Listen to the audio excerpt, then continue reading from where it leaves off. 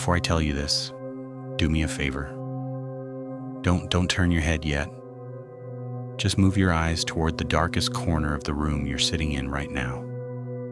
Not the obvious one, the other one, the place where your screen light fades into shadow and your brain quietly fills in whatever details it can't see.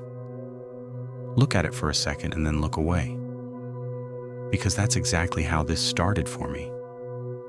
Not with screams or footsteps or doors opening by themselves, just a corner of a room, and the feeling that something in it wasn't entirely empty. At the time, I lived alone in a quiet suburb outside Indianapolis, in one of those neighborhoods where every house looked like a slightly rearranged version of the one next to it. Same mailboxes, same trimmed hedges, same basketball hoops hanging over driveways. Nothing ever happened there. Kids rode bikes until sunset. People walked their dogs after dinner. And the loudest thing you usually heard after 10 at night was someone's garage door opening down the street. I worked remotely and spent most of my life staring at monitors. By the end of the day, my eyes would ache from spreadsheets, emails, and video meetings. I blamed that for what happened at first. Eye strain, fatigue, too much caffeine, and not enough sleep. The first time I noticed one of them, I was sitting on the couch, scrolling through my phone after turning off the television. The only light left in the room came from the kitchen behind me, spilling weak yellow light through the doorway and leaving most of the living room in shadow. I glanced toward the hallway and immediately thought someone was standing near the bathroom door. My body reacted before my brain did. I felt my stomach tighten and my shoulders lock up before I even understood what I was looking at. Then my eyes adjusted and the figure disappeared into ordinary objects. A coat hanging from a rack, part of the wall behind it, the shadow from a bookshelf.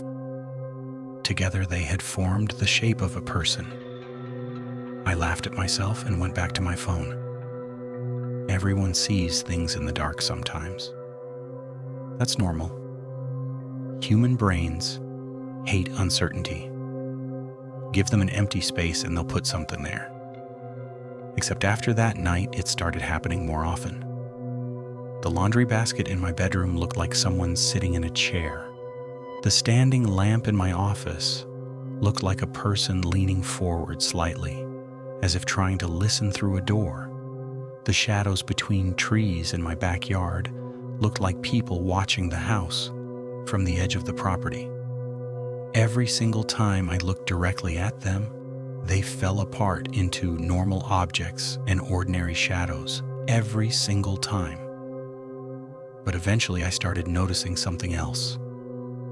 The shapes were becoming easier to see, more immediate. My eyes seemed to find them before they found anything else in the room. I started leaving lights on at night. The hallway light stayed on until morning. The lamp near the staircase never got turned off. I even replaced several bulbs with brighter ones, because I convinced myself dim lighting was causing visual fatigue. For a few days it seemed to work. Then one night I woke up around 3 in the morning and walked out of my bedroom to get water. I remember looking down the staircase and seeing someone standing at the bottom step, looking directly up at me. Not beside the stairs, not near the living room entrance, at the bottom step itself. The figure was completely black, darker than the darkness around it, like someone had cut a human silhouette out of the world and left an empty hole where a person should have been. I froze with my hand still resting on the doorknob. The figure didn't move. Neither did I. Seconds passed. Maybe a minute. Eventually my eyes adjusted and the shape slowly dissolved into the outline of furniture.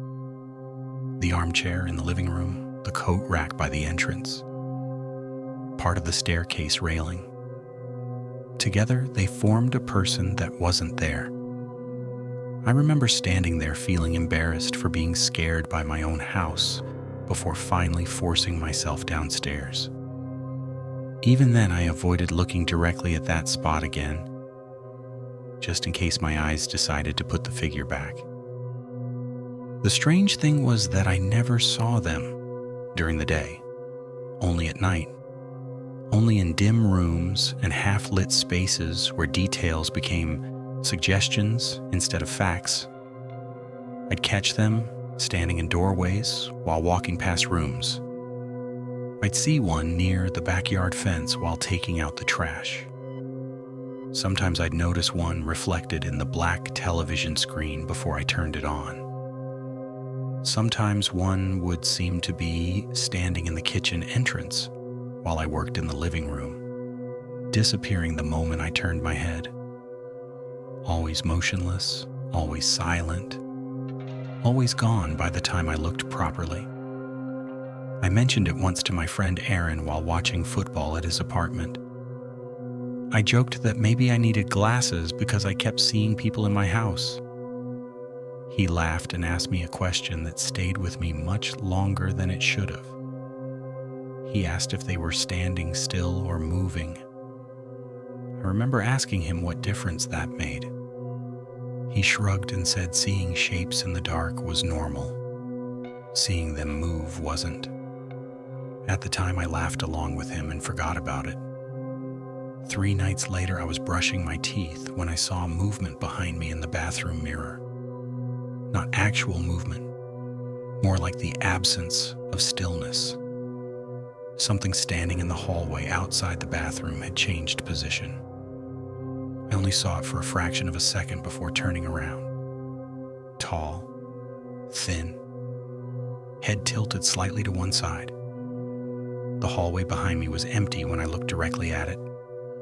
I searched the entire house anyway, every room, every closet, the garage, the backyard. Nothing. The next night, I left every light in the house turned on before going to bed. Around 2 a.m, I woke up instantly for reasons I still don't understand. No sound had disturbed me. No nightmare had dragged me out of sleep. I was simply awake all at once, staring at the ceiling with that horrible certainty that something had changed while I was unconscious. The hallway light outside my room was still on. My bedroom door was open 6 inches because I never liked sleeping with it completely closed. For a few seconds, everything looked normal. Then I realized I couldn't see the hallway light anymore. Not all of it, at least. Something was standing between the light and my room. A shape, human-shaped, motionless. I stared at the gap and tried to explain it away, the angle of the door, the wall.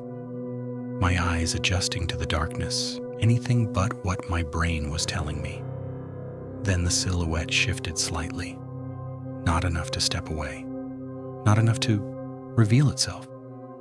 Just enough movement to tell me it had changed its weight from one foot to the other. Slowly, patiently, like someone who had been standing there for a very long time and had no intention of leaving. I reached for my phone without taking my eyes off the doorway. 11% battery. My hand was shaking hard enough that I almost dropped it while turning on the flashlight. The beam hit the floor near the doorway first. Then it reached the gap beneath the door. And that was the moment I understood something standing outside my room was impossible, because there weren't 2 feet visible under the door. There were too many shadows down there, too many shapes pressed against the crack beneath the frame, as if whatever had been standing outside my room hadn't come alone. For several seconds, I just stood there staring at the space under my bedroom door, unable to convince my body to move or even breathe properly. The shapes were still there in my mind even after the flashlight was gone, like an afterimage burned into my vision. My brain kept trying to reduce it to something normal, something harmless. Shoes lined up wrong, laundry, furniture pushed too close together. But the feeling underneath that rationalization was already shifting. It wasn't just that something had looked wrong, it was that something had reacted to me looking. The idea didn't fully form at first, it just sat there like pressure in my chest.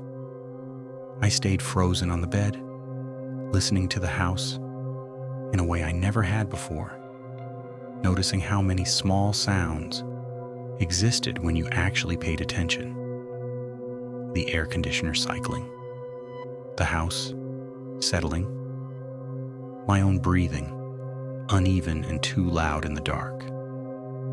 And somewhere beyond the door, something that wasn't matching any of those sounds at all. The rest of that night blurred into fragments I can't cleanly place in order anymore. I remember not sleeping. I remember sitting against the wall opposite the door, watching the thin line of light beneath it slowly shift as the house outside changed with time. And I remember convincing myself more than once that I was going insane in the most ordinary way possible. The kind of breakdown that doesn't announce itself, just quietly replaces everything you thought was stable. By the time morning came, I was exhausted in a way that sleep didn't seem to fix anymore. I checked the hallway immediately, of course I did, and it was exactly what it had always been. Empty, ordinary, nothing out of place. No signs of anything standing there for hours. No explanation for what I had seen. Just the same house I had lived in for years, pretending nothing had changed. That should have helped, but it didn't. It only made the memory feel more isolated, like it didn't belong to the real world at all. After that, the pattern stopped being something I could dismiss as coincidence or fatigue. It started showing up in ways that made it harder to explain away, even to myself. I would enter a room and feel like I had interrupted something that had already been happening before I got there. Not movement exactly, more like the residue of presence, the sense that something had been standing just slightly out of alignment with the space and left a trace behind when it was no longer visible. It began to affect how I moved through the house. I stopped walking in. Normally, I would pause at thresholds, scan corners first, let my eyes adjust before I committed to stepping inside. It sounds irrational when I say it now, but at the time it felt like basic caution, like not walking into traffic without looking. The difference was that I no longer trusted empty space to stay empty.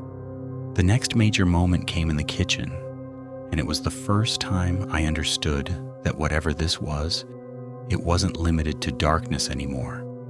It was late afternoon, still bright outside, and I was standing at the counter trying to force myself to eat something simple, something normal, just to prove I still could. I remember the microwave reflecting the room behind me in that not distorted way cheap appliances do, and I remember noticing a shape that didn't belong in that reflection. At first I thought it was just my posture, the way my shoulders were hunched forward. But then I realized the proportions were wrong. There was something beside me close enough that it should have been visible in the actual room, not just the reflection. I turned immediately too fast, expecting nothing, hoping for nothing, and the kitchen was empty, completely empty. But the reflection stayed wrong for a fraction of a second longer than it should have, like the image was lagging behind reality. That was the moment something shifted in how I understood what I was dealing with. It wasn't simply about seeing things in darkness anymore. It was about something that could exist in the gap between what I saw and what I believed I was seeing. After that, I started losing time in small ways.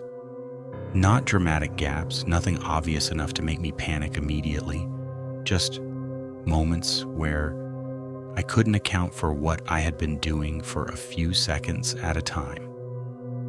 I would find myself standing in a different part of the house without remembering walking there. I would catch myself mid-action without recalling the intention behind it.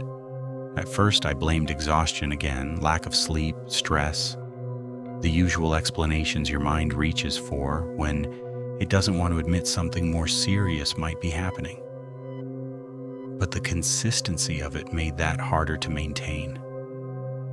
The gaps always seemed to happen when I was alone in a room that had just been dark, or when I was looking at reflective surfaces, or when I was standing still long enough for the silence to settle properly. The breaking point didn't feel like a breaking point when it happened. It felt almost quiet. I was standing in the upstairs hallway again, the same place where I had seen the figure turn its head toward me, and I remember noticing that the air felt different before I saw anything. Not colder or warmer, just wrong in a way I can't fully describe. The guest room door was open again, wider this time, and I remember thinking I should have closed it earlier, but I couldn't remember whether I had or not. Inside the room, there was a figure standing near the far wall, partially obscured by the angle of the doorway. My first reaction was exhaustion, not fear. That tells me now how far things had already gone. I didn't even question whether it was real anymore. I just accepted that something would be there. But then I realized it wasn't positioned correctly relative to anything in a room. The geometry didn't work. The space it occupied didn't align with the furniture, the walls, or the light coming in from the window. And when I focused on it, really focused, it didn't behave like the others. It didn't vanish. It didn't dissolve into objects. It simply remained, as if noticing that I was finally looking at it without trying to interpret it as something else. And then, without warning, it stepped forward just slightly, not enough to cross the room, not enough to reach me, but enough to make me understand that for the first time since this began, it wasn't just waiting anymore. After that moment in the hallway, something in the house stopped feeling like it belonged to me. It wasn't sudden in the way people expect fear to be sudden. It was gradual, like a slow replacement of familiarity with doubt. Every room I entered felt slightly misaligned, as if I was walking through the same layout but not the same place. I stopped trusting angles, stopped trusting corners, stopped trusting the way light behaved across surfaces. Even during the day when everything should have been safe, I found myself pausing at doorways longer than necessary, waiting for my eyes to confirm that nothing was standing where it shouldn't be. But the worst part was that I no longer felt confident my eyes were the ones making the mistake. The figure in the guest room didn't vanish this time. That alone changed everything. I stood in the hallway staring at it, expecting the usual collapse of form, the way shadows normally resolved themselves into furniture when I focused too hard. But it stayed, holding its shape with an unnatural consistency, as if attention no longer disrupted it, but instead stabilized it. The longer I looked, the more I became aware that it wasn't simply occupying space. It was defining it. The edges of the room felt subtly wrong around it, like reality had to adjust itself to accommodate its presence. I remember thinking that I should move, that I should run, that I should do something logical, but my body didn't respond with urgency. It responded with recognition, as if some part of me had already accepted this as the final state of things. Then it moved again, and this time it didn't feel like observation. It felt like intent. Not aggression, not attack, but direction. A step forward that shouldn't have been possible within the geometry of the room, a motion that didn't respect distance the way human movement does. I backed away instinctively, my foot catching on the edge of the hallway carpet, and for a fraction of a second, I broke eye contact. That was enough. When I looked back, the room was empty. Completely empty. No distortion, no lingering shape. Nothing to suggest anything had ever been there at all. I should have felt relief. Instead, I felt something worse. Because the absence didn't feel like disappearance. It felt like withdrawal. Like something had chosen not to remain visible. That night, I didn't sleep in the traditional sense. I stayed awake until exhaustion fractured my awareness into short, unstable gaps. Every time I blinked for too long, I felt like I might open my eyes to a different position in the house. Or worse, a different version of it entirely. The idea that the environment could shift around me without my perception catching it became impossible to ignore. I started noticing inconsistencies I had never paid attention to before. Objects slightly out of place between checks. Doors that didn't close with the same pressure twice. Shadows that didn't align with their sources depending on where I stood. Each detail on its own was small enough to dismiss. Together they formed something I couldn't hold at a comfortable distance anymore. By the next evening, I realized I wasn't reacting to the house anymore. I was reacting to anticipation. I would enter a room already expecting something to be there, already preparing myself for the moment it would appear, even if it never did. That expectation became constant, like background noise I couldn't shut off. I stopped being surprised by sightings because I had already accepted their inevitability. And that was when I understood the real shift wasn't in what I was seeing. It was in what I was allowing myself to believe without resistance. The final night began like the others, with the house settling into its usual silence and the thin, false comfort of routine. I had left most of the lights on again, but it didn't matter anymore.